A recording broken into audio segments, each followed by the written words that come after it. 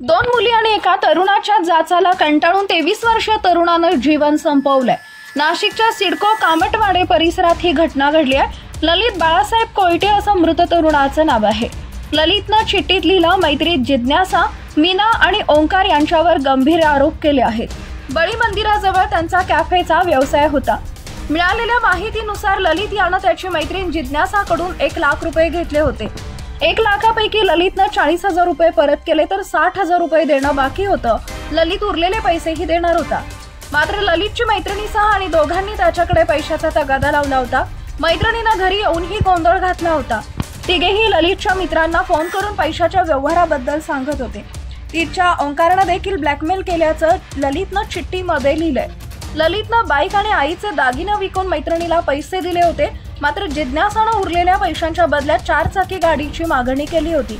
या सर्व गोष्टीला कंटाळून ललितनं आत्महत्या केल्याचा आरोप त्याच्या वडिलांनी केलाय। या प्रकरणी अंबड पोलीस ठाण्यात गुन्हा दाखल करण्यात आला असून इतर तपास वरिष्ठ पोलीस अधिकारी करत आहेत। ललितच्या 2 मैत्रिणी आणि 1 मित्र यांच्या विरुद्ध गुन्हा दाखल करण्यात आला आहे। दरम्यान आणि जर अजूनही तुम्ही आमच्या AM मराठी न्यूजला सबस्क्राईब केलं नसेल तर जरूर सबस्क्राईब करा, अपडेट रहा।